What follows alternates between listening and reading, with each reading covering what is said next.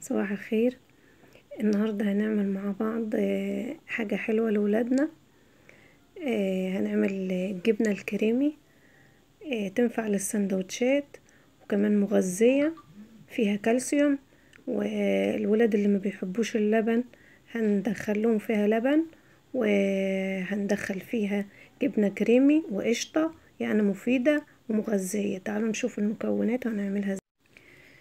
المكونات بتاعتنا معانا ربع كيلو جبنة قريش وقشطة ولبن بودرة وحليب وربع كوباية زيت. هنا هنحط المكونات كلها مع بعض، الجبنة والقشطة والحليب وربع كوباية الزيت.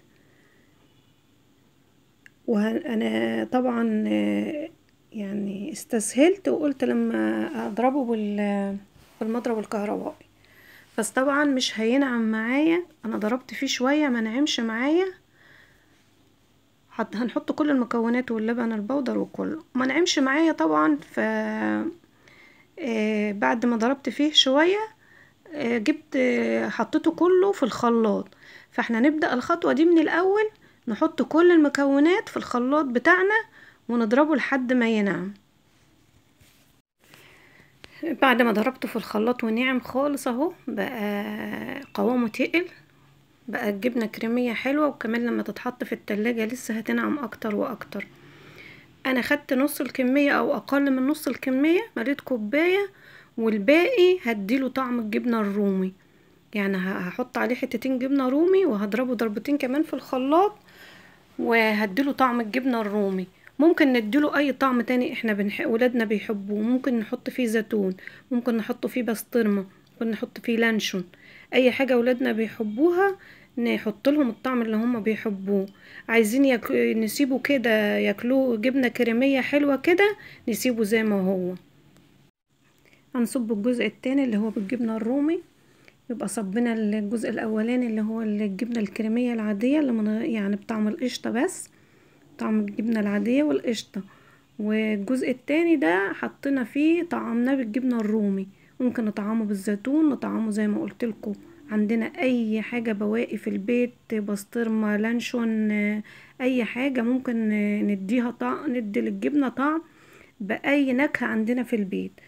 انا كده عملتها بالجبنة، عملت جبنة عادية وجبنة بطعم الجبنة الرومي، دي جبنة كريمي. المرة الجاية هعمل لكم الجبنة البريزيدون المطبوخة، دي جبنة كريمي. المرة الجاية ان شاء الله اعمل لكم الجبنة البريزيدون المطبوخة. تمام. ودي الكمية اللي طلعت معايا من المقدار اللي احنا عملناه، كمية حلوة جدا. كوبايتين وبولة صغيرة، يعني حلوين جدا. الكوباية بره غالية، يعني في ناس بتقول ب80 وب90. ويلا بقى بينا نعمل احلى سندوتشات ونفرح اولادنا. انا طبعا ما صبرتش عليها احطها في التلاجة، عملت السندوتشات على طول في ساعتها. كانت لسه سايحة شوية، هي لما باتت في التلاجة يعني تقلت كده وبقت جبنة حلوة. ونطعمها بالزيتون. الجبنة العادية اللي احنا عملناها من غير طعم حاجة، نحط لها زيتون كده في السندوتشات، طعمها حلو جدا ولذيذة وولادنا هيحبوها. وهنعمل كمان اللي بالجبنة الرومي، ويا ريت تجربوها وان شاء الله الفيديو يعجبكم. لو الفيديو عجبكم ما تنسوش تعملوا لنا لايك وشير واشتراك في القناة، وتفعلوا زر الجرس عشان يوصل لكم كل جديد. يهمني تكتبوا لي في ارائكم في الكومنتات، واشوفكم على خير ان شاء الله الفيديو الجاي.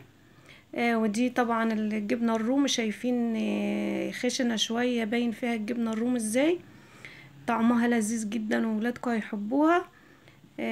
يلا اشوفكم على خير، باي باي.